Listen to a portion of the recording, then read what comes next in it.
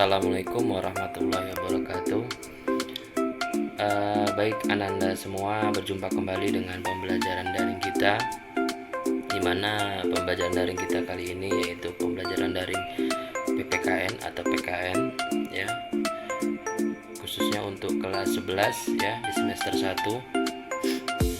Baik, pada kesempatan kali ini Bapak akan menjelaskan video pembelajaran kita masih di bab 3, yaitu sistem hukum dan peradilan nasional di negara kita, dengan KD mendeskripsikan sistem hukum dan peradilan di negara Indonesia sesuai dengan Undang-Undang Dasar Negara Republik Indonesia tahun 1945, yaitu KD 33.3. Kemudian indikatornya yaitu mendeskripsikan sikap yang sesuai dengan hukum yang berlaku di negara kita.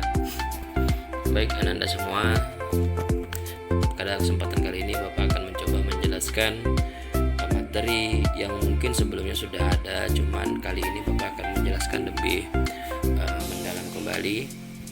Mudah-mudahan bisa menambah wawasan kita bersama. Baik, yang pertama di sini yaitu bagaimana menampilkan sikap yang sesuai dengan hukum ya. Jadi untuk mencegah timbulnya ketidaktertiban dan ketidakteraturan dalam masyarakat, diperlukan sikap positif untuk menaati setiap norma atau hukum yang berlaku di setiap masyarakat itu sendiri. Yang pertama yaitu perilaku yang sesuai dengan hukum. Jadi setelah kalian mengetahui makna hukum dan peranan dari lembaga peradilan, sudah saatnya kalian mengaktualisasikan. Berarti mengaktualisasikan itu maksudnya mempraktekkan ya, langsung menjalankan tentang apa yang kalian ketahui di dalam kehidupan sehari-hari ya.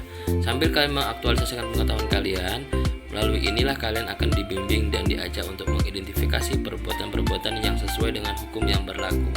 Dalam kehidupan bermasyarakat, berbangsa dan bernegara, kita tidak akan dapat mengabaikan semua aturan dan hukum yang berlaku ya. Sebagai makhluk sosial selalu berinteraksi dengan lingkungan sekitarnya, kita senantiasa akan membentuk suatu komunitas bersama guna menciptakan lingkungan yang aman, tertib, dan damai. Untuk menuju hal tersebut diperlukan suatu kebersamaan dalam hidup, ketaatan dan kepatuhan terhadap hukum yang berlaku merupakan konsep nyata diri seorang yang diwujudkan dalam perilaku yang sesuai dengan hukum yang berlaku ya. Kemudian tingkat kepatuhan hukum yang diperlihatkan oleh seseorang warga negara yang secara langsung menunjukkan tingkat kesadaran hukum yang dimilikinya. Kepatuhan hukum mengandung arti bahwa seseorang memiliki kesadaran. Yang pertama, A. Memahami menggunakan peraturan perundang-undangan yang berlaku ya. Jadi kita yang pertama harus memahami dulu tentang apa sih undang-undang itu, untuk apa dia gitu. Jadi kalau sudah kita memahami, maka kita akan mudah untuk melaksanakannya. Yang kedua, mempertahankan tertib hukum yang ada di lingkungan itu. Yang ketiga, menegakkan kepastian hukum ya. Kemudian ada ciri-ciri seseorang yang berperilaku sesuai dengan hukum yang berlaku dapat dilihat dari perilaku yang diperbuatnya ya. Seperti 1. Disenangi oleh masyarakat umum ya. Jadi kalau dia disenangi, sering dicariin sama orang lain, maka orang itu pasti sudah menerapkan hukum yang berlaku di lingkungan itu. Tapi kalau dia dimusuhi, dia selalu banyak masalah, berarti dia banyak melakukan kesalahan. Tapi kalau dia selalu dicari-cari orang karena dalam artian dia baik mungkin ya, maka otomatis banyak yang senang sama dia. Itu adalah ciri-ciri kalau dia sudah berbuat yang sesuai dengan hukum. Kemudian yang kedua, tidak menimbulkan kecurigaan bagi diri dia sendiri dan orang lain. Dia tidak pernah membuat curiga orang lain, tidak pernah membuat orang lain itu resah, gelisah. Kemudian yang ketiga, tidak pernah dia menyinggung perasaan orang lain. Yang keempat, selalu menciptakan keselarasan. Dia selalu bisa mengimbangi mana yang muda, mana yang tua, mana yang harus dihormati, mana yang bisa diajak bercanda. Berarti dia bisa menciptakan keselarasan itu. Dia bisa mengimbanginya ya. Jadi tidak semua orang bisa kita ajak bercanda. Kita harus melihat dulu usianya sama dengan kita. Kadang kalian berbicara dengan orang kalian anggap sama, itu kalian salah ya. Berarti kan tidak mengenal hukum itu secara lebih baik. Tapi kalau kalian sudah mengetahui hukum itu, kan harus bisa mengimbangi. Berbicara dengan orang tua bagaimana, berbicara dengan guru bagaimana, berbicara dengan teman sebagaimana. Kemudian yang berikutnya, kita harus bisa mencerminkan sikap sadar hukum Contohnya apa di sekolah misalnya dalam hukum itu? Ya kalau memang kita terlambat, kita langsung mengakui, Pak, maaf saya terlambat, Pak saya minta dihukum karena saya terlambat tadi. Mengakui, sadar hukum kita. Kemudian mencerminkan kepatuhan terhadap hukum. Artinya apa? Kalau kita memang sudah sadar hukum, ya kalau seperti di sekolah ya berangkatlah sebelum waktu yang terlambat. Misalnya jam 7.30 kita sudah terlambat ya. Berarti sebelum itu kita sudah berada di sekolah. Itu salah satunya. Kemudian yang kedua ada perilaku yang bertentangan dengan hukum beserta sanksinya. Banyak macam-macam perilaku yang bertentangan dengan hukum. Selain mengetahui perilaku yang sesuai dengan hukum yang berlaku, kalian juga mesti mengetahui perilaku yang bertentangan dengan hukum yang berlaku agar kalian tidak melakukan perilaku tersebut. Oleh karena itu, pada bagian ini kalian akan diajak untuk mengidentifikasi perilaku yang bertentangan dengan hukum. Perilaku yang bertentangan dengan hukum timbul sebagai akibat dari rendahnya kesadaran hukum, ketidakpatuhan terhadap hukum yang dapat disebabkan oleh dua hal. Yang pertama, pelanggaran hukum oleh si pelanggar yang dianggap sebagai kebiasaan bahkan sebagai kebutuhan. Ya. Yang kedua, hukum yang berlaku sudah tidak sesuai dengan tuntutan kehidupan. Itu yang menjadi alasannya. Ada beberapa macam-macam sanksi ya. Baik, pada kesempatan yang hal ini Bapak tidak akan menjelaskan secara detail, tapi kalau macam-macam sanksi itu banyak. Kalau kita lihat di dalam sebuah pertandingan misalnya pertandingan sepak bola, katakan begitu, otomatis untuk memimpin jalan pertandingan wasit akan melaksanakan eksekusi hukum apabila seorang pemain itu melakukan kesalahan. Contoh, misalnya kalian melakukan kesalahan, maka wasit akan memberikan hukuman, mungkin peringatan pertama, peringatan kedua mungkin akan diberi kartu kuning, peringatan ketiga mungkin akan diberi kartu merah. Itu kalau dalam segi pertandingan atau olahraga. Mungkin kalau di sekolah bagaimana? Kalau kalian melakukan kesalahan, bisa jadi mungkin kalian peringatan pertama mungkin disuruh mengutip sampah, masih juga melakukan kesalahan. Peringatan kedua diberi mungkin sanksi yang lebih berat lagi, mungkin didenda. Masih juga melakukan kesalahan, dipanggil orang tuanya. Masih juga melakukan kesalahan, otomatis mau tidak mau kalian harus dikeluarkan. Itu contohnya. Dalam segi masyarakat bagaimana? Banyak ya. Mungkin kalian ditegur. Yang kedua mungkin kalian tidak dapat teman. Itu sanksinya. Dicuekin, itu bisa jadi. Ya. Atau mungkin dapat denda. Ya, banyak hal-hal yang bermacam-macam sanksi itu. Terutama sanksi ini akan didapatkan oleh kita apabila kita benar-benar melakukan kesalahan. Kemudian yang berikutnya menunjukkan sikap perilaku yang sesuai dengan hukum nasional ya. Yang pertama, makna kepatuhan dan kesadaran hukum ya. Kepatuhan itu berasal dari kata patuh, berarti tunduk, taat dan turut ya. Jadi kita memang benar-benar menaati, menjalankan semua apa yang sudah menjadi aturan di dalam hukum itu sendiri. Kemudian yang kedua, berperilaku yang mencerminkan sikap taat hukum ya. Tadi sudah Bapak jelaskan juga ya, di sekolah bagaimana, di keluarga bagaimana, di lingkungan masyarakat bagaimana. Otomatis kita harus mempunyai ini yang lebih bagus ya. Kalau di keluarga contohnya bagaimana? Ya mungkin kita berbicara lebih sopan ya, menghormati apa yang orang tua berikan ya. Di lingkungan masyarakat bagaimana?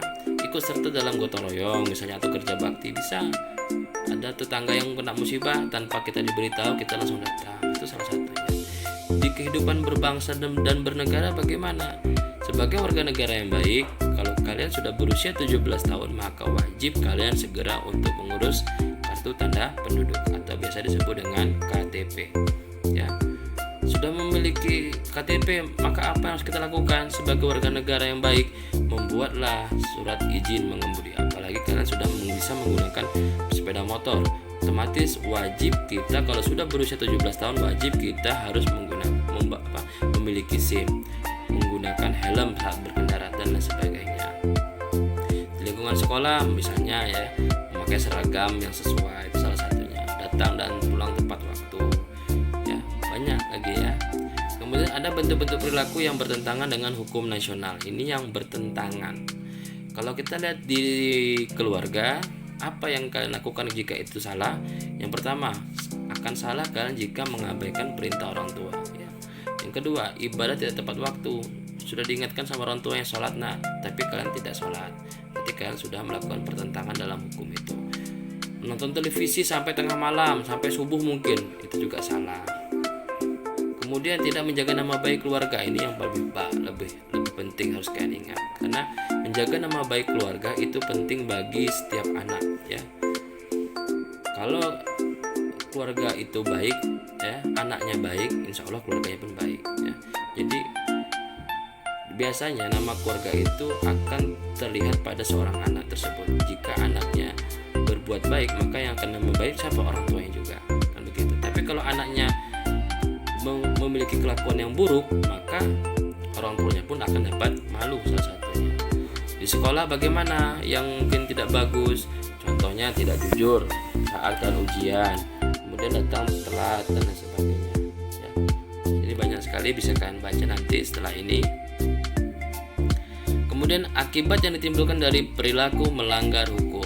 Oke, otomatis akibat melanggar hukum, akibatnya adalah kita akan mendapatkan sanksi ya, apa yang telah kita lakukan. Maka biasanya ada sebab, ada akibat. Sebabnya apa? Mungkin kalian melakukan ini, akibatnya apa? Kalian mendapat hukuman, itu salah satunya. Kita lihat dari wujud dari akibat hukum menurut Suroso ya, di bukunya tahun 2005 di halaman 296, akibat hukum dapat berwujud sebagai berikut. Yang pertama sebagai lahirnya ya, atau berubahnya lenyapnya suatu keadaan hukum. Contohnya usia menjadi 21 tahun, akibatnya hukumnya berubah dan tidak cakap hukum menjadi cakap hukum, atau dengan adanya pengampunan layak kecakapan melakukan tindakan hukum. Kemudian lahirnya juga berubah lenyapnya suatu hubungan hukum antara dua atau lebih subjek hukum, di mana hak dan kewajiban di pihak yang satu berhadapan dengan hak dan kewajiban pihak yang lain ya. Kemudian yang ketiga dijatuhkannya sanksi apabila dilakukannya tindakan-tindakan yang memang benar-benar melawan hukum ya. Akibat yang ditimbulkan jika melawan pelanggaran hukum, yaitu kalau di dalam segi agama kita mendapat dosa ya, dalam segi kesopanan mungkin kita dicemooh orang, dikucilkan, gak ada kawan lah. Di dalam rasa kesusilaan mungkin di dalam diri kita adanya rasa penyesalan, kita memiliki rasa bersalah. Dalam segi hukum kita otomatis dapat ganjaran atau seperti denda, mungkin bahkan dipenjara ya. Arti penting hukum dalam kehidupan bermasyarakat, berbangsa dan bernegara. Tahukah Anda apa arti pentingnya hukum ya? Adanya hukum untuk mengatur hubungan dan kepentingan antar manusia agar tidak saling berbenturan. Pihak yang kuat yang berlaku sewenang-wenang pada yang lemah. Hukum hadir untuk menciptakan sebuah keadilan antara hak dan kewajiban melindungi masyarakat yang lemah serta memberikan kepastian hukum terhadapnya. Ini tadi. Ya. Jadi tahukah Anda penting hukum? Jelas tadi tuh, hukum itu memang memberi keamanan kepada warga negara, melindungi hak-hak warga negara, memberikan rasa keadilan bagi warga negara, dan menciptakan ketertiban dan ketentraman bagi seluruh warga negara. Itulah pentingnya hukum. Kemudian pada kali ini Bapak akan menjawab pertanyaan dari beberapa siswa ya di minggu yang lalu. Ada beberapa siswa yang japri ke Bapak, Pak, kami ingin bertanya, silakan. Tapi orang tidak menjawab, tidak bertanya di grup ya, tidak bertanya di classroom karena mungkin malu, dan mereka juga meminta kepada Bapak untuk diprivasikan nama-nama mereka karena mereka malu, takutnya dibilang sok apa ya. Baik, untuk pertanyaan pertama ada yang bertanya kemarin sama Bapak, Pak, negara Indonesia itu kan negara hukum, maksudnya itu bagaimana Pak? Katanya begitu. Jadi kalau ada yang bertanya seperti itu, iya memang benar, Indonesia itu negara hukum. Maksudnya bagaimana? Bahwa segala bentuk penyelenggaraan di pemerintahan di negara kita itu sudah ada dasarnya. Ya, apa dasarnya? Berarti dasarnya adalah hukum yang berlaku. Ya, jadi semua bentuk penyelenggaraan pemerintahan didasarkan pada hukum yang berlaku. Itulah maksudnya. Jadi Indonesia itu negara hukum. Maksudnya apa? Ya tadi itu, penyelenggaraan pemerintah didasarkan pada hukum yang berlaku. Itu ya. Itu pertanyaan yang pertama. Yang pertanyaan yang kedua, kan juga ada yang bertanya sama Bapak.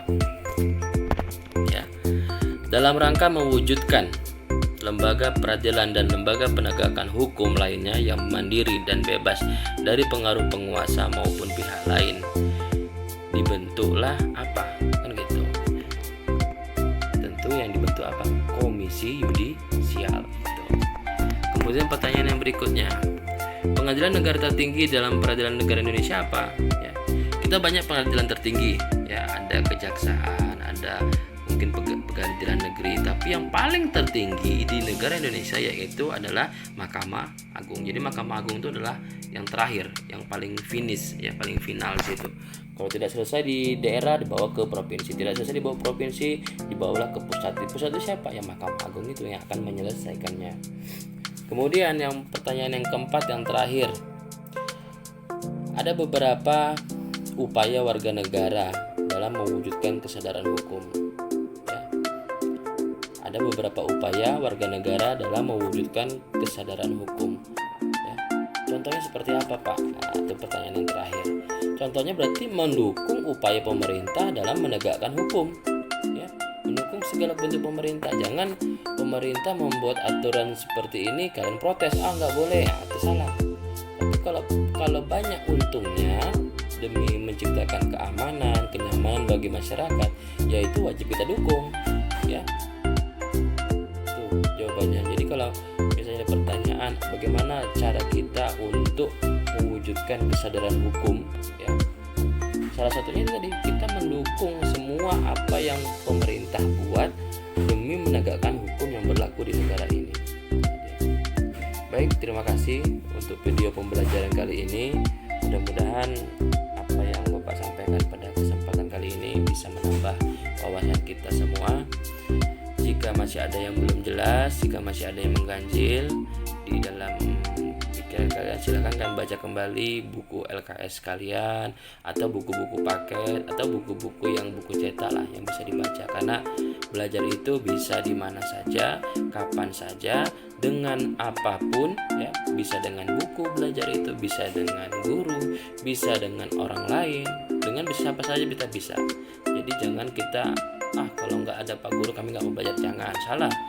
Justru kalau orang mau berhasil belajar itu harus dengan apapun bentuknya kita harus bisa belajar, dimanapun tempatnya kita harus bisa belajar ya. Selagi masih ada kesempatan untuk belajar, maka belajarlah terus, karena kita tidak tahu ke depan nanti kita akan menjadi apa. Baik, terima kasih. Bapak akhiri, wabillahi taufiq wal hidayah. Wassalamualaikum warahmatullahi wabarakatuh.